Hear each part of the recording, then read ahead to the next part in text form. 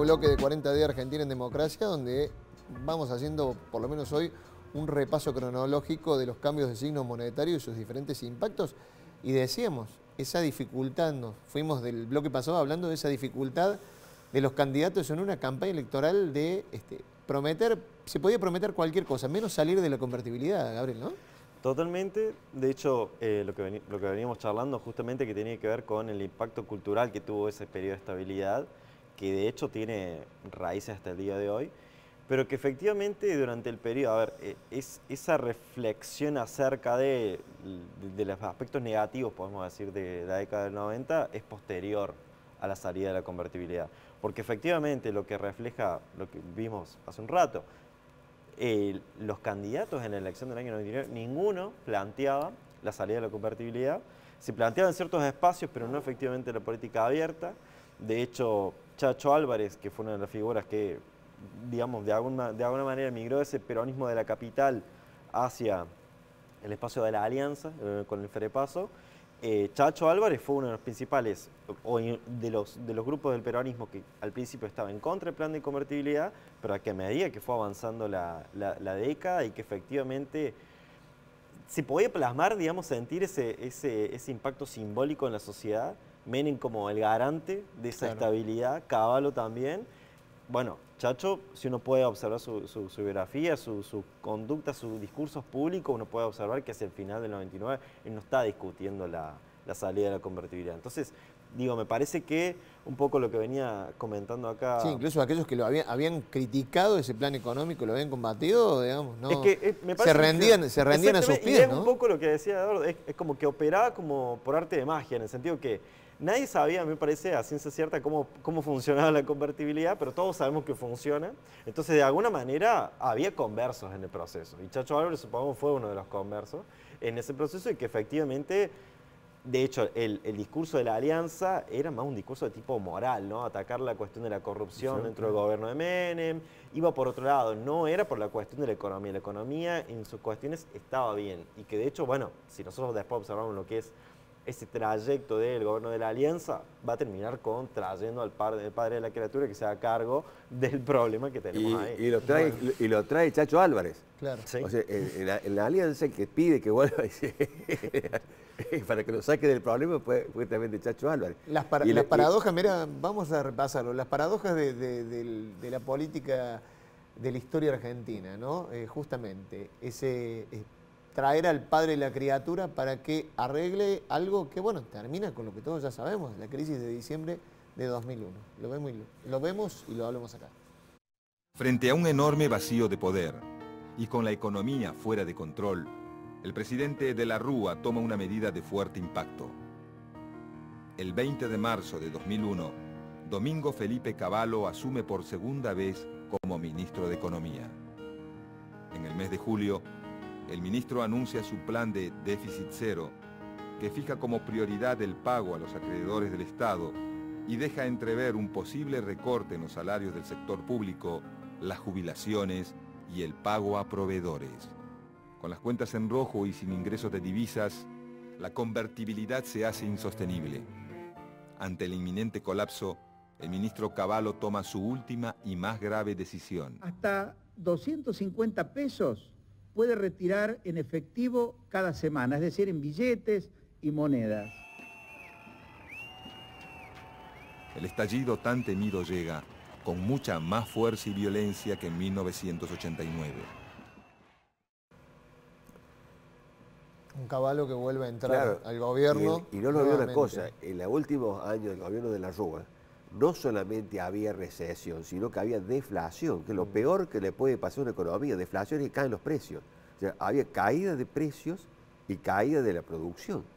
Entonces realmente estábamos en el peor de los mundos.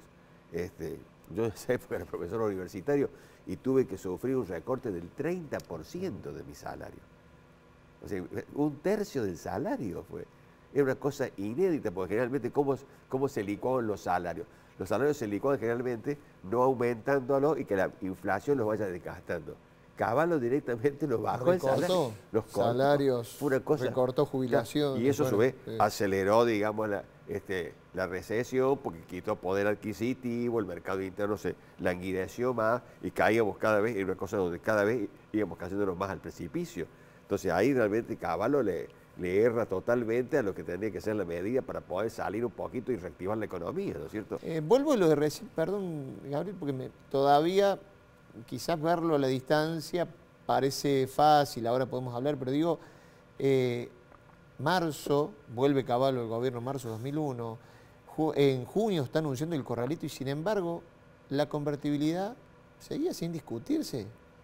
No, ya para ese momento claramente había mucho debate. Está bien, pero había mucho debate, pero no se salía, ¿no? No, porque vuelvo con la misma idea, en el sentido de que hay, de hecho hasta el día de hoy, hay una conexión emocional con ese periodo y que efectivamente Cavallo, de hecho si Eduardo lo trajo a colación, pero en sus declaraciones periodísticas hasta el día de hoy, él sigue insistiendo que de alguna manera la salida de la especificación fue una salida totalmente perjudicial en última instancia, entonces él dice que, bueno, el sistema, la regla del juego no estaba mal, digamos, la caja de Pandora seguía funcionando. Bueno, efectivamente, me parece que Cavallo fue justamente la figura que intentó darle más vida, digamos, al modelo, efectivamente en ese periodo, pese a que ya existían ya para llegar a Cavallo fuertes cuestionamientos. Esto que... sí, lo buscan como garante. Digamos, es el garante, como un de, esa garante estabilidad, de esa estabilidad. Totalmente, es el garante de esa estabilidad y que a su vez no solamente opera en términos técnicos, sino de cómo funciona, sino, insisto, en términos performáticos, en el sentido de no sabemos qué hace Cavallo efectivamente para que esto funcione, pero lo traemos a él para que hagamos de cuenta pero que efectivamente, de hecho, Duhalde ya en la campaña presidencial, que él era el único de alguna manera que ya venía postulando que había que tener otra salida, ¿no? La especificación y demás. Y lo que va a suceder con el ingreso de Cavallo es el sector más de Alfonsín, que empieza ya a vincularse con el otro sector justamente de Duhalde, ya está empezando a observar ese horizonte de salida. Pero que bueno, digamos, de la Rúa y el eje ahí dominante del partido y del gobierno quiere mantener la estructura. Creo yo coincido que con Gabriel sí. una cosa, porque la economía no es solamente una cuestión técnica, hay toda una parte cultural. Totalmente. Y entonces la hiperinflación que sufrimos fue muy dura y la gente tenía mucho, pero mucho miedo de volver a la hiperinflación. Y ese era justamente el poder de Cavallo. Cavallo, que de cierta forma, en forma implícita, amenazaba que si salía de la convertibilidad iba a volver la hiperinflación. Y los que habíamos vivido la hiperinflación teníamos mucho miedo porque realmente fue tremendamente traumática. Entonces, esa es una garantía. Y una cosa paradójica era... Las conexiones emocionales de las que habla. Que el ministro de la Rúa, Machinea, se había hartado de escribir cómo salir de la convertibilidad. Claro. Cuando le toca ser ministro, se ve que de la Rúa le dijo, no, mijito, tenemos que seguir porque políticamente... Y bueno, tuvo que meterse un tipo que no estaba convencido con la convertibilidad, porque él intelectualmente pensaba que había que salir, que se había agotado. Pero tuvo que hacer esa política hasta que pudo, ¿no es cierto? Y le explotó las manos. Hacemos esta línea de tiempo justamente para ver este momento. Enero de 2002, Jorge Remes Lenikov asume en el Ministerio de Economía en un país comandado en ese momento ya por Eduardo Duhalde, después de lo que ya sabemos, la crisis de diciembre de 2001, los 5 presidentes y el anuncio de la salida de la convertibilidad. Miren. Nosotros vamos a especificar toda la economía argentina. Acá también seguimos la regla de otros países. Todos los países tienen su propia moneda. Nosotros queremos tener nuestra autonomía y nuestra propia moneda. En este proceso de especificación partimos de un par de principios. Vamos a preservar el poder adquisitivo de todos los depositantes. Segundo, vamos a facilitar la cancelación de los créditos por parte de los deudores. En tercer lugar, queremos evitar quiebras masivas de las empresas y en consecuencia del sistema bancario. Jorge Remes Lenikov haciendo el anuncio de la salida de Ahí es la convertibilidad. La puja que se da en ese momento. porque vos tenías toda una cantidad de gente que ya estaba diciendo que había que dolarizar, fundamentalmente todo lo que era del lado de los bancos, toda la parte financiera, y la parte industrial argentina, sean grandes, pequeñas, sobre todo grandes empresas, ¿no? Decían justamente que había que especificar.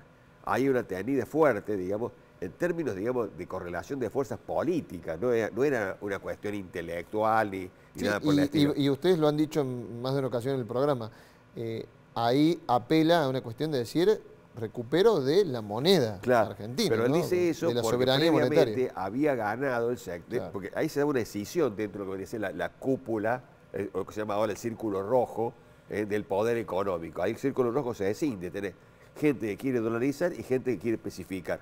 Ganan los especificadores. Claro. Y entonces después de ese triunfo político al interior del poder en Argentina, ¿no es cierto?, sale Remy Lenikov como expresando justamente esa situación y avanza justamente hacia esa especificación. O sea, yo creo que nunca tenemos que dejar de lado ver la disputa política que hay siempre detrás de la economía, porque en las medidas económicas siempre hay quienes ganan y quienes pierden. Totalmente. Me quedan pocos minutitos porque hay un cierre tuyo también, Gabriel. Justamente para cerrar, pero en diálogo con lo que sostuvo recién Eduardo, tiene que ver con recordar que efectivamente en esa salida existió de alguna manera un cierto acuerdo político, digamos, entre el sector de Alfonsín y Duhalde, digamos, ya archimega conocido, pero que efectivamente, digamos, la salida de la crisis del 2001 es efectivamente política. Eso me parece que es una cuestión también a considerar, porque en los años 90, digamos, la convertibilidad también significó el ascenso de los economistas para poder explicar cómo se resuelven los problemas económicos, y que la salida de la crisis en 2001 es esencialmente política, ¿no? Claro. Y que efectivamente, dentro de los ganadores y los perdedores, a mí me parece que como resultado de esa tensión política que se dio en ese periodo, eso también me parece a mí que es importante destacar como que, a ver, la influencia de Alfonsín dentro de nuestro país no solamente se supedita a su periodo de gobierno, sino que Alfonsín efectivamente es una de los personajes importantes para poder pensar, más que todo, la arquitectura, digamos, institucional de nuestro país, y además los efectos que tiene hasta el día de hoy, porque, digamos, su injerencia en la Constitución del año 94, claro, que de hecho hasta el día de hoy seguimos discutiendo acerca de la disputa entre federalismo, Buenos Aires, la disputa por subsidio y demás. Bueno, hay un germen que está en el 94 y la salida en 2001, ese país, de alguna manera, que se configura en esa conferencia de prensa de Remy Lenikov, tiene sus raíces, tiene sus efectos hasta el día de hoy, y que ha configurado justamente una serie de actores que son ganadores y otros que son perdedores, y que de alguna manera también explica conflictos posteriores, como, no sé, por dar un ejemplo, el del campo, que se va a dar ya y nomás, año 2008. Les agradezco mucho a los dos haber estado en este siglo, haber participado nuevamente, para entender un poquito, hacer una línea de tiempo. Quizás nos quedamos cortos, digamos, porque la línea tendría que ser más larga, pero explica un poco las tensiones en la Argentina. Última pausa en 40 días Argentina en democracia y ya venimos con el cierre.